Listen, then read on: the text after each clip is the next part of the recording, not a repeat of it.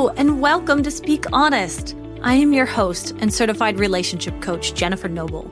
It has been my passion for over a decade to help women like you heal what's been holding you back from having the relationships you deserve. Are you struggling with a relationship where you can't seem to voice your emotions, needs, and boundaries without having it blow up in your face? Then you have found the right podcast, my friend. Get ready for practical tips, empowering truths, and honest conversations. Now, let's dive in. Hello, everyone, and welcome back to another episode of Speak Honest. I'm Jen Noble, your go-to relationship coach, and I am so excited you're here today. I want to dive into a topic that I think hits home for so many of us: relationship transitions. But before we get into all the juicy details, I have to take a minute to share some incredible news with you. This week, our free Facebook community just hit 1,000 members. Can you believe it? I am over the moon right now, and I am just completely freaking out because when I first started this group, it was just a handful of women, all of us just trying to figure out this relationship stuff together. And now here we are, a full-blown community of strong, empowered women supporting one another, sharing our wins, our struggles, and all the messy moments in between. If you are not already in our group, this is your sign to join us. It is a safe, supportive space where we talk about everything from attachment styles to communication, dating struggles, and everything in between. Plus, I'm in there all the time, popping in with live videos, Q&As, and giving you extra tips and tools to help you on your relationship journey. Also doing our weekly support sessions, which are currently completely free for every single Facebook member. So head over to Facebook and join us. You can find the link in the show notes, or you can just search for us at Speak Honest on Facebook. Trust me, you don't want to miss out, especially since we have some exciting things coming up in the next few weeks, including exclusive content and events. Okay, now that I've shared that little win, let's get into today's episode. Today, I want to talk about something that shows up in all of our lives at one point or another: relationship transitions. Whether it's the excitement, and let's be real, sometimes the stress of moving in with someone, or the emotional roller coaster of moving on from a relationship, transitions can feel really overwhelming. They're scary, they're unpredictable, and they often leave you thinking, why is this so hard? But here's the thing. Transitions are also some of the most powerful moments in our lives. They are the point in which the real growth happens. It's where we learn, adapt, discover new things about ourselves and our relationships. So today we're going to be talking about why transitions can feel so daunting, but also why they have the potential to be the most transformative experiences of your life. But why are transitions so scary? Well, let's start there. Why, whether it's moving in with someone or moving on from a relationship, why do they feel so scary? Well, think about it. Whether you're preparing to share your life with someone or stepping into the unknown after a breakup, there's so much uncertainty. And that uncertainty can feel paralyzing. One of the core reasons why transitions feel so frightening is that they challenge our sense of stability. See, as humans, we tend to thrive on routine and predictability because they give us a sense of safety and control. Transitions, however, disrupt this balance. So whether you're merging your life with another person, complete with their habits and their quirks and their routines, or you're trying to rebuild after a breakup, you are stepping into a world where everything is new and unfamiliar. For example, moving in with someone seems simple at first, but it's filled with unexpected layers. Suddenly, it's not just about sharing a space. It's about merging your lifestyles, negotiating personal boundaries, learning how to coexist in your close quarters. Does he put his coffee cup away? Does he like a cold bedroom? Does he want a comforter? Does he want a weighted blanket? You might realize that this person you love is great, but their idea of clean and your idea of clean are two very different things. Or you might be used to quiet evenings alone. And now you have to get used to their favorite Netflix shows blasting on in the background, or that they always have to have the TV on no matter what they're doing. See, these little moments of compromise, they can start to pile up, making what once seemed like a straightforward transition feel incredibly overwhelming. Whereas on the flip side, when you're moving on from a relationship, the future feels uncertain.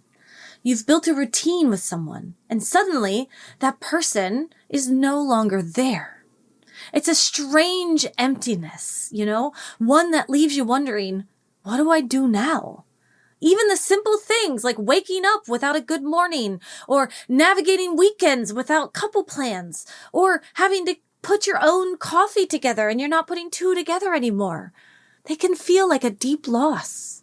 And that's why, even if a breakup is the right decision for you, the transition can feel incredibly difficult. You're stepping into a new chapter, but you don't have a clear map of where you're trying to go yet.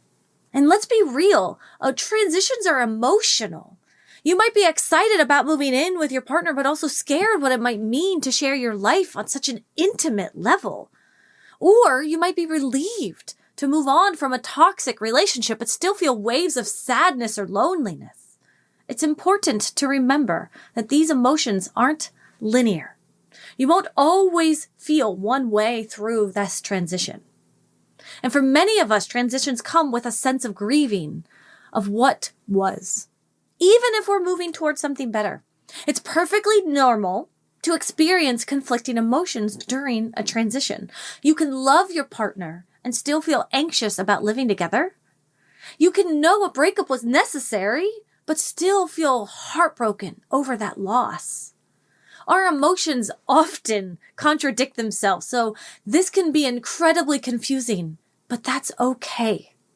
It's okay to feel both relieved and sad and excited and scared all at the same time. It's all allowed. These emotional swings can be tough to navigate, especially when they catch you off guard. One minute you're feeling confident and happy, and the next you're crying over a memory you thought you'd already moved on from. Maybe you moved in with your partner and now you suddenly miss having your own space. Or maybe you broke up with someone and you feel unexpectedly lonely, even though you were the one to break up with them. Transitions force us to confront deeper emotions and patterns that we might have been avoiding. For example, moving in with a partner might surface some old insecurities about whether you're lovable or if you're doing enough in the relationship. And on the other side, moving on from a breakup, it might stir up some unresolved feelings of abandonment or unworthiness. See, these emotions, they don't just go away with time. They need to be processed and acknowledged. And that's what makes transitions so tough, but also so necessary for our growth. Now, here's where transitions get exciting, because while they might be scary and emotional, they're also powerful. These are the moments that shape us and push us to grow in ways that we didn't even know we could. Often it's through the most uncomfortable, uncertain times when we discover new strengths. It's where we develop resilience and redefine what we truly want in a relationship. Transitions challenge us to adapt and learn, whether it's figuring out how to live with someone else's quirks or rediscovering who you are after a breakup. They push us to step outside of our comfort zone and let go of the old ways of doing things that no longer serve us. It's in these moments of discomfort that we're forced to confront the parts of ourselves that need to grow. So for example, moving in with someone can create a deeper connection as you navigate life together. You'll learn how to compromise and communicate, and you're going to be building your life together, which strengthens the relationship. And it's through these little compromises, like negotiating who does the dishes or deciding on a shared morning routine, this is where the true intimacy grows. And moving on from a relationship can be incredibly empowering. It might not feel that way right now, but it's your chance to focus on you. to rediscover what makes you happy, and to set new goals for your future. Think about it. After a breakup, you're given the freedom to reflect on what worked, what didn't, and what you really want moving forward. It's a chance to rewrite your own story, to focus on your personal growth and realign with your values and desires. Doesn't that just sound amazing? See, this is the beauty of transitions.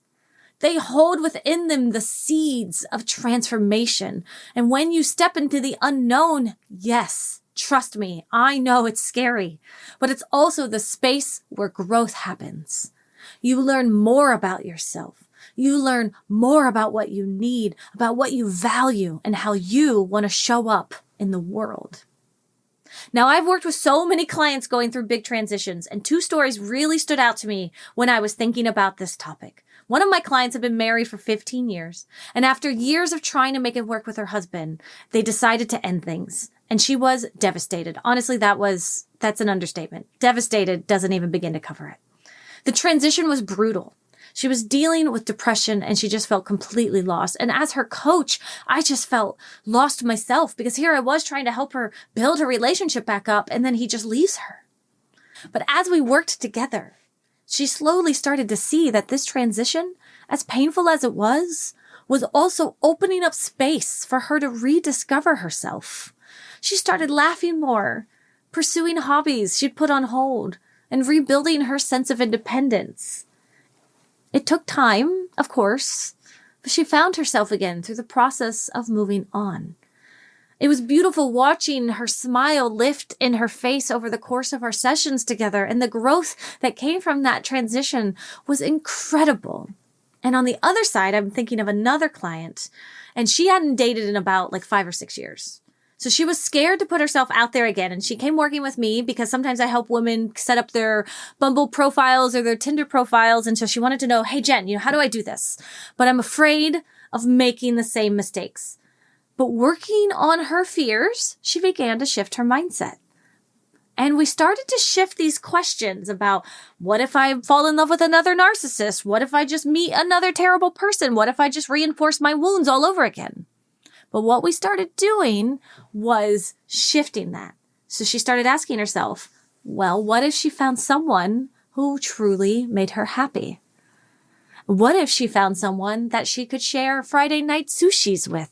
She loves having sushi on Friday nights. And guess what? She did find someone.